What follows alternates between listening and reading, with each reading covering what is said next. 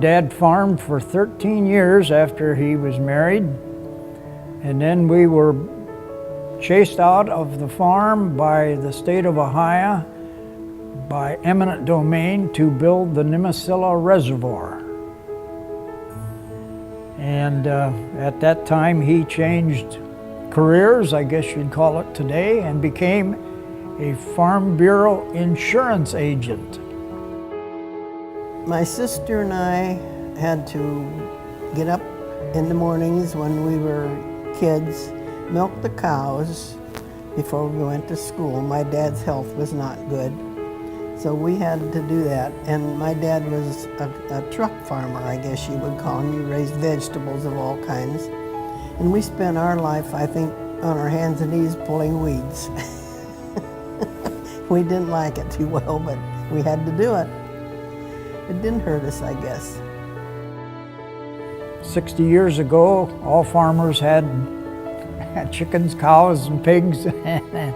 But soon after that, you kind of had to choose one or the other and go bigger with it, and we chose the dairy end of it. After I reached, I call it Social Security age, our son was then with us on the farm, had a small share in the operation. And when I reached that age, I said, I've been boss up to this time and you've helped me. Now you're going to be the boss and I'm going to help you. And we turned it over to him, and he took over the cattle and the farm machinery. He had already had at that time interest in both the cattle and the machinery, and that's the way it's been ever since. And I still do pretty much what I've always done. I get up every morning and help with chores 7 days a week, and I like it that way because he has the management part to take care of, and as you get larger, why management is more important and takes up more time, and he's better at that than I ever was, so it's working out well. Yes, Summit County has become an urban county. Used to be, 60 years ago, used to be quite rural. But that has changed with the influx of a lot of people, and all the other dairy farmers kind of sold their land for housing or one thing or another, and it just happens that our farm now is located in a rather isolated spot where we can still farm without too many neighbors complaining about the odor. And my son likes what he does, and I would imagine he'll continue until he's ready to quit too. So some of the challenges, of course, one of the biggest ones I can think of with renting land up and down the road is traveling the highway with equipment. There's a lot of cars on the road now, and they're not too happy when they get behind a hay wagon that's only going 10 miles an hour. But we get along. Agriculture, I think, has changed just as much and as rapidly as industry.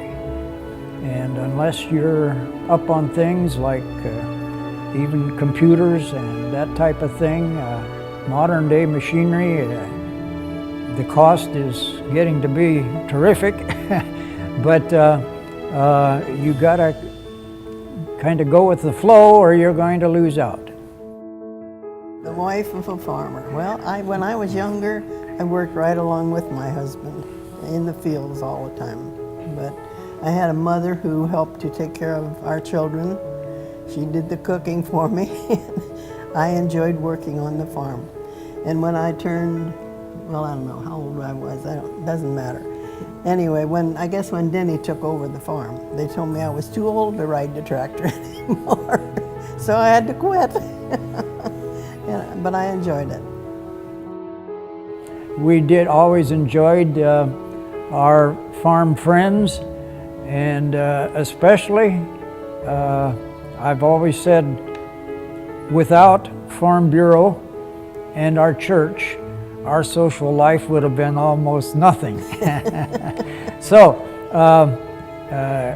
we have been a member of a Farm Bureau Advisory Council group, as they call them, ever since we were married, and that's about 62 years already.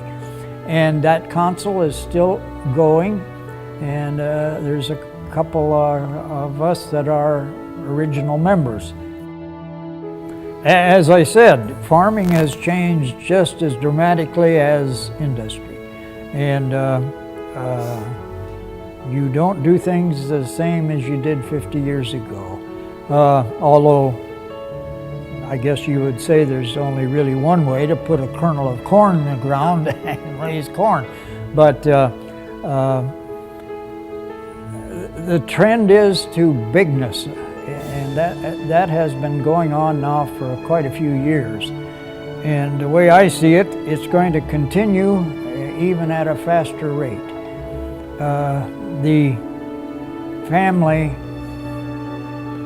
type farm is dwindling, and there are farmers that farm the neighbors' farms, rent the land, like some that we farm. They used to be farmers, but they don't anymore, and they rent the land out. And I think this is the case, though, across the country, where a few are still sticking with farming, and they're buying this huge equipment, and they can take care of 1,000 acres easier than we used to take care of 100. And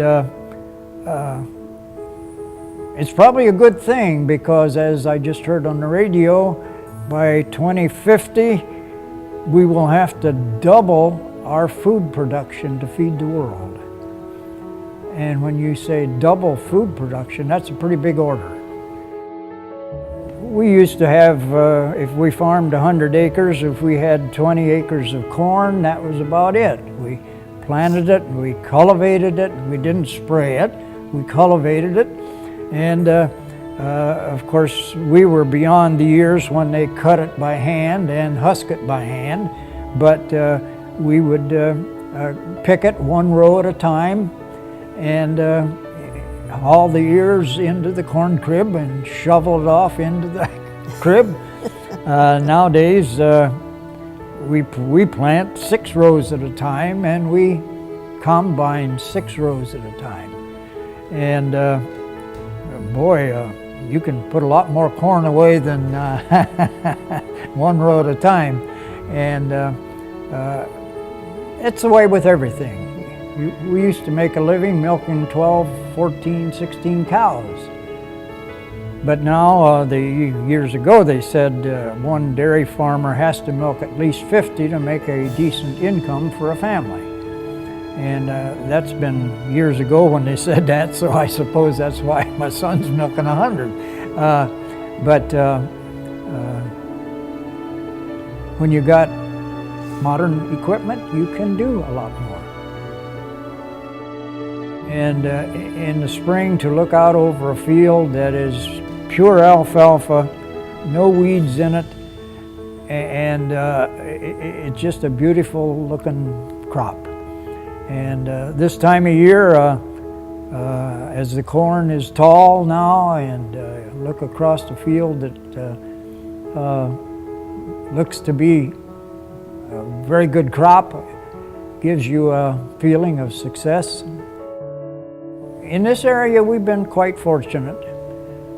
As we hear news from other parts of the country where they have severe droughts and even flooding, this spring was a tough spring for most farmers, but our land was never underwater, so to speak, and we have a lot to be thankful for. We don't have a big pension to look forward to. A self-employed person doesn't have a pension. But I would say the Lord has been good enough to us that we've been able to put a little aside. Hopefully it'll reach till we turn our toes up, but who knows? I mean, it won't. But there are a lot of people in this country that live on very little. And if you want to broaden that out to the world, there's we're very fortunate. Right. Yes. We've been members of Farm Bureau from the time we were married. And of course, with my dad's involvement with the Farm Bureau insurance part of it, made us even more interested. And to us, Farm Bureau was our spokesman, and really is the spokesman for the individual farmer. Other than Farm Bureau, of course, Grange was a big agricultural organization, but you don't hear too much about Grange, at least around here anymore, like you used to. But each state has their own Farm Bureau organization, each county has their own, and it's through them that each farmer has an input if he wants to take advantage of it. And I don't like to I really don't like to compare Farm Bureau to industries unions, because I shouldn't even mention that, but all right. We do have a spokesman in the name of Farm Bureau, not only statewide but nationally, and it's something that each individual farmer, as independent as he is, would not have that input that he gets through Farm Bureau. And our Summit County Farm Bureau has been very active, even into today's surroundings where farming is dwindling to almost very little in Summit County, but yet we do have a voice there, and for that I'm thankful. When we first started milking cows, we had an old-fashioned barn that had a few cow stalls and a few horse stalls, and probably some pigs in the other end. And we decided we wanted to sell fluid milk, which was overseen by the health departments, and so we had to make a lot of changes, which we made some at the start, very small ones, but we did get to selling milk.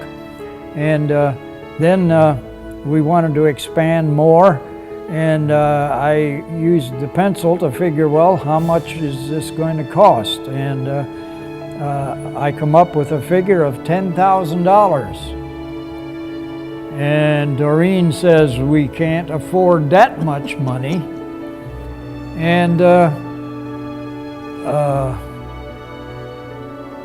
we didn't argue about it, but we discussed it a long time. And finally I decided that, well, even if she doesn't think it's right, I'm going to do it anyway. And so we did.